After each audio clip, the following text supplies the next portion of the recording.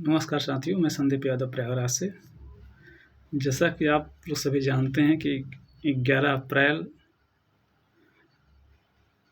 के दिन एक महान शख्सियत, जो हमारे देश के एक महान विचारक, महान दार्शनिक, महान समाज सुधारक का आज जन्मदिन है।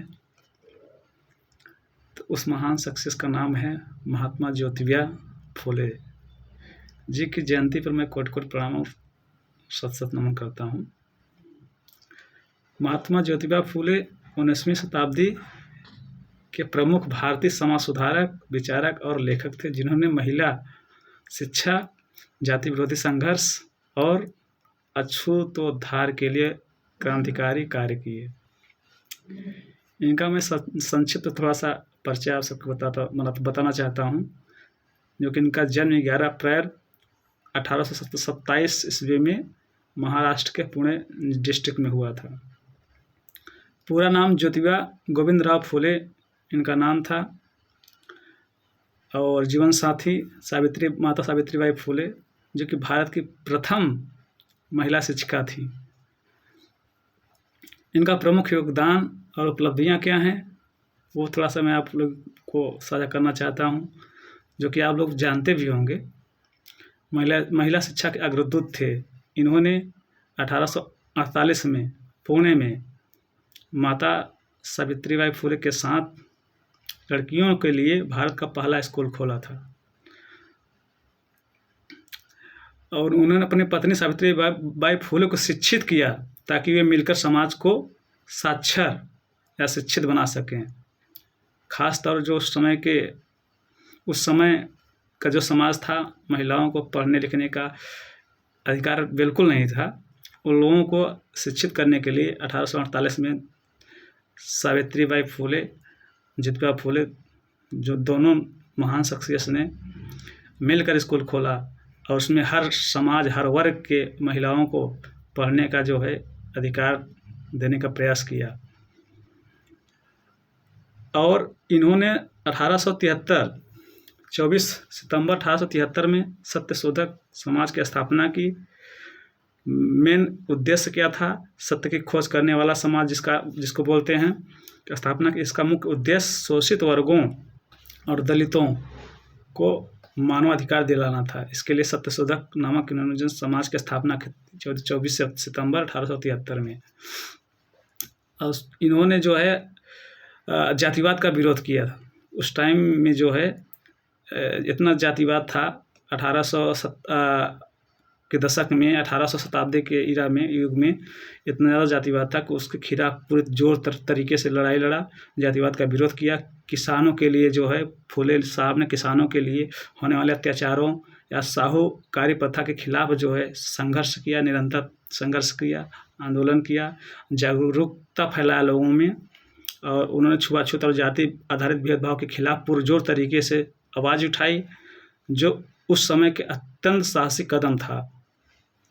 फुले साहब, जिस प्रकार से हम लोग पढ़ते हैं, जानते हैं कि अम्बेडकर साहब को भी पढ़ने का जो है कॉलेज स्कूल जाने का कोई अधिकार नहीं था। किस तरीके से उन्होंने पढ़ाई करके इतना उच्च शिक्षा ग्रहण किया था, उसी प्रकार फुले साहब को भी जो है 1827 में इनका जन्म ही हुआ था। उसके बाद से उनको भी जो है पढ़ने का जो है कोई अधिकार नहीं दिया जाता था। मेरे पास एक हिस्ट्री बुक है मॉडर्न, जो हम लोग पढ़ते हैं, सभी एस्पिरेंट वगैरह पढ़ते हैं, उसमें साफ साफ लिखा हुआ है। ये बुक है, स्पेक्ट्रम है, सभी पढ़ते हैं इसको, यूपीएससी एस्पिरेंट सब पढ़ते हैं। स्पेक्ट्रम है, मॉडर्न इंडिया की है। इसमें साफ साफ लिखा हुआ है, मैं पढ़ के सुना देता हूँ।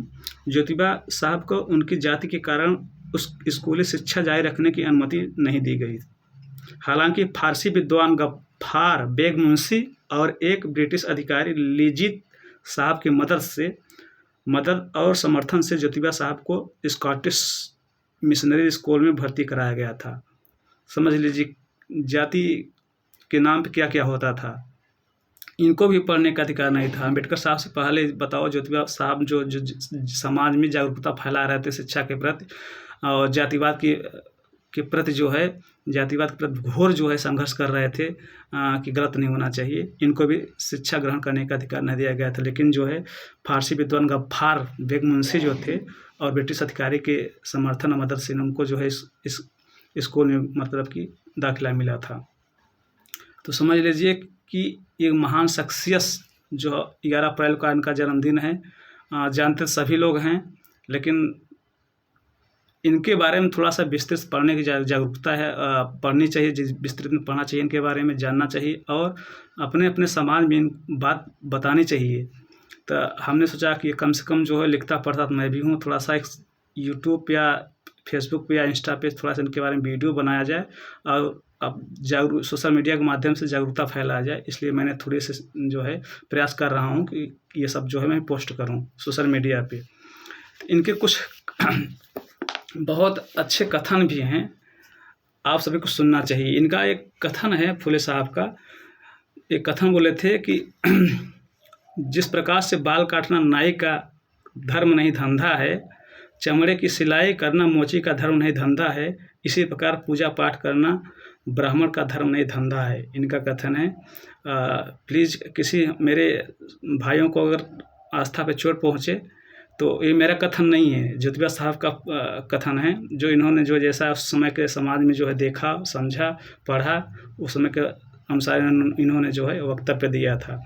एक कथन इनका और है, मंदिर का मतलब मानसिक गुलामी का रास्ता, स्कूल का मतलब जीवन में प्रकाश का रास्ता, मंदिर की घंटी जब बजती है तो हमें संदेश देती है कि हम धर्म, अंधविश्वास, पाखंड और मूर्खता की ओर बढ़ रहे हैं। वहीं जब स्कूल की घंटी बजती है तो ये संदेश मतलब मिलता है कि हम तर्कपूर्ण ज्ञान और वैज्ञानिकता की ओर बढ़ रहे हैं। अब तय आपको करना है कि आपको जाना कहाँ है। ये कथन जो है ज्योतिबा फुले साहब का है, मेरा नहीं है। अगर इस कथन से आप सबको असहमत है तो हमारा वीडियो जहाँ भी पोस्ट होगा आप लोग कमेंट शेयर जरूर करना और सब्सक्राइब करना भी मत भूलिएगा यूट्यूब चैनल को। इनका एक कथन है। अच्छा, इनके जो है कुछ फेमस जो है रचनाएँ भी हैं, जैसे गुलामगिरी मेरे पास बुक है, आप सभी दे सकते हैं, मैं कभी कभी पढ़ता हूँ। ये ज्योतिबा साहब की रचना है गुलामगिरी, जिसमें प्रसिद्ध रचना है। और इसमें एक दो और हैं, सार्वजनिक सत्य का धर्म एक और इनकी किताब है। तो इसमें एक बहुत अच्छी चीज़ लिखा हुआ है, मैं पढ़ के सुना देता हूँ। इस बुक में गुलामगिरी में लिखा हुआ है, इनका कथन है, इन्हीं का स्टेटमेंट है ज्योतिबा साहब का कि विद्या बिन मति गई, मति बिन नीति गई, नीति बिन गति गई, गति बिन धन गया, धन बिन शूद्र पतित हुए। समझिए इतना घोर अनर्थ। तो ये जो है इन्हीं का स्टेटमेंट है ज्योतिबा साहब का, जो कि अपने समाज के लिए इन्होंने जो है हर समाज के लिए, लगभग अपने समाज में हर समाज के लिए इन्होंने बहुत बड़ा कदम उठाया और बहुत आगे तक के जो है इन्होंने काम किया। जो आज हमारे समाज की जो है, हमारे सभी समाज की जो महिलाएं या बहनें जो आज पढ़ाई कर रही हैं, इसमें बहुत बड़ा योगदान ज्योतिबा साहब का है और जो माता सावित्रीबाई फुले साहब का है, साहिबा का है। और उसके बाद जो अम्बेडकर साहब हैं, अम्बेडकर साहब तो जो है संविधान के शिल्पकार है ही, उनका तो बहुत बड़ा योगदान है ही, लेकिन इन तीनों का योगदान बहुत बड़ा है, माता सावित्रीबाई फुले, ज्योतिबा राव फुले और उसके बाद अम्बेडकर साहब का। जो जितने हमारे समाज की सभी समाज की जो है महिलाएं और बहनें पढ़ रही हैं, इन सब का योगदान है। अगर ये लोग समाज में नहीं होते तो फिर जैसे पहले का समाज था उसी का अनुसार सब चलते, कोई जागरूकता नहीं थी। लेकिन इनके अलावा भी बहुत सारे मतलब कि समाज सुधारक हैं, जैसे राजा राम मोहन राय, ईश्वर चंद्र विद्यासागर, केशव चंद्र सेन और बहुत सारे जो है समाज सुधारक, जो समाज के लिए बहुत सारे काम किए। तो हम लोगों का ये ध्यान देना होगा कि जिस प्रकार से हम लोग कभी कर्मकांड पाखंड के प्रति जो है हमेशा प्रेरित रहते हैं या उसके लिए काम करते हैं, आप अपने वैचारिक पुरखों को भी जो है, जो समाज के लिए अच्छा काम किया है, उनको भी ध्यान में रखते हुए उनको भी स्टडी कीजिए, उनको भी पढ़िए, जानिए कि पहले का समाज क्या था क्या नहीं था। हमेशा जो है कर्मकांड पाखंड में नहीं डूबे रहिए, लेकिन जागरूकता बहुत ज़रूरी है। तो आज 11 अप्रैल 2026 है, जो कि मैं वीडियो अपलोड करूँगा और सभी वर्ग के लोगों को ये वीडियो सुनना है और सही गलत जो भी होगा कमेंट में बताइएगा। और मैं भी बहुत बड़ा अभी विद्वान नहीं हूँ, अभी पढ़ रहा हूँ, सीख रहा हूँ और लिख रहा हूँ, बोल रहा हूँ।